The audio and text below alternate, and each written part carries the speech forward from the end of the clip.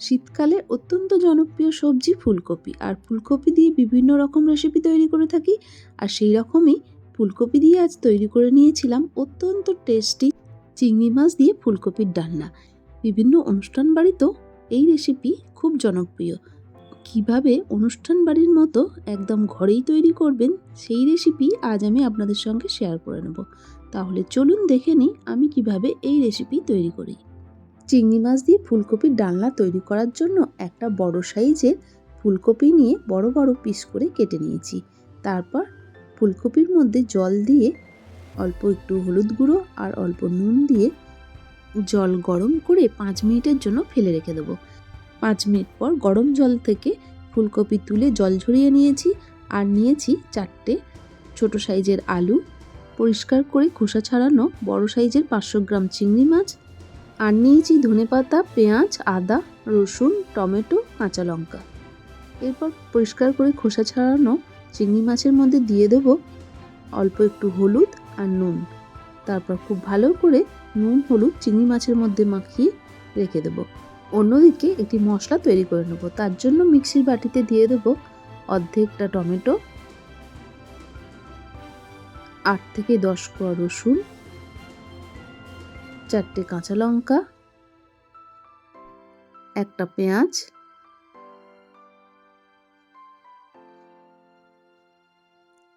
আর অল্প একটু ধনেপাতা। তারপর মিক্সির ঢাকনা আটকে মিহি করে পেস্ট করে রেখে দেব। অন্যদিকে ওভেনের মধ্যে কড়াই বসিয়ে তার মধ্যে দিয়ে দেব সর্ষের তেল। সর্ষের তেল গরম হলে আগে থেকে গরম জলে ফেলে রাখা ফুলকপি তেলের মধ্যে দিয়ে হালকা করে সোনালি রং ধরা পর্যন্ত ভেজে নেব।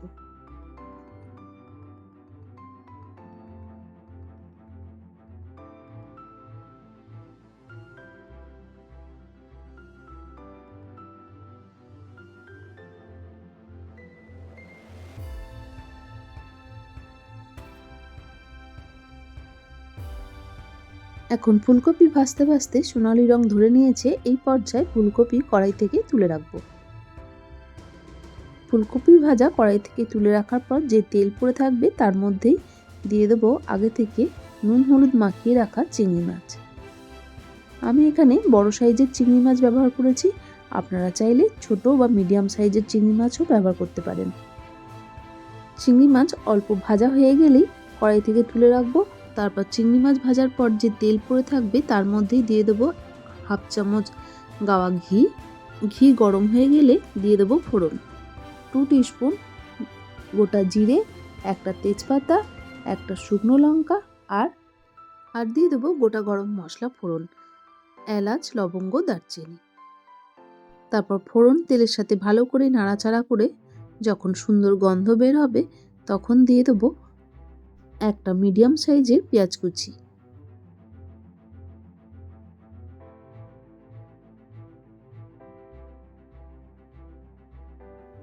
পেঁয়াজ তেলের সাথে ভালো করে নাড়াচাড়া করে ভেজে নেব। পেঁয়াজ ভাজার সময় দিয়ে দেব 1 চামচ চিনি আর 1 টিস্পুন কাশ্মীরি গুঁড়ো লঙ্কা।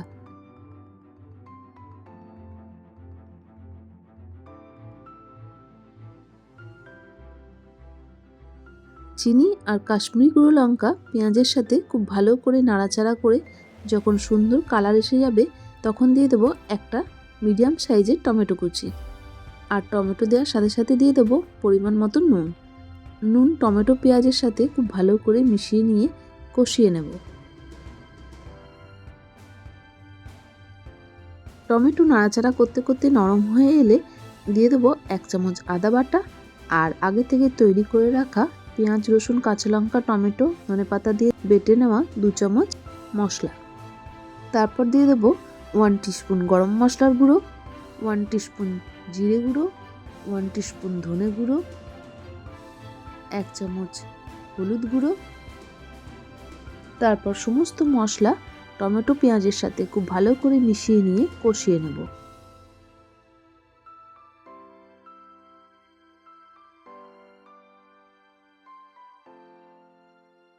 মশলা কষাতে কষাতে যখন তেল ছাড়বে তখন দিয়ে দেবো আগে থেকে বড় টুকরো করে কেটে রাখা আলু। আলু মশলার সাথে খুব ভালো করে মিশিয়ে নিয়ে কষিয়ে নেব।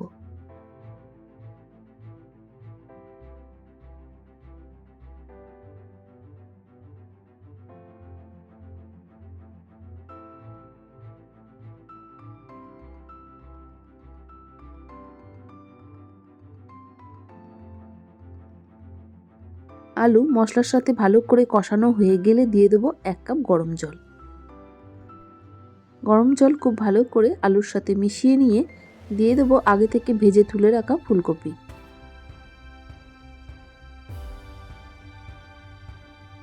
ফুলকপি খুব ভালো করে জলের সাথে মিশিয়ে আরও 1/2 কাপ জল দিয়ে দেবো। তারপর একটা ঢাকা দিয়ে গ্যাসের ফ্লেম লো টু মিডিয়াম রেখে সেদ্ধ হওয়ার জন্য 10 মিনিট রেখে দেব। 10 মিনিট পর ঢাকা খুলে দেখব আলু ফুলকপি দুটোই সেদ্ধ হয়ে গেছে। এখন দিয়ে দেবো আগে থেকে ভেজে তুলে রাখা চিংড়ি মাছ। চিংড়ি মাছ ফুলকপি আলুর সাথে খুব ভালো করে মিশিয়ে দিয়ে দেবো। চিংড়ি মাছ ফুলকপি আলু জলের সাথে খুব ভালো করে মিশিয়ে নিয়ে দিয়ে দেবো চেরা কাঁচা লঙ্কা।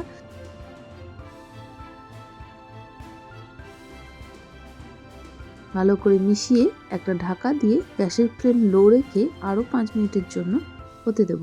5 মিনিট পর ঢাকা খুলে দিয়ে দেবো 1/2 চামচ গাওয়া ঘি,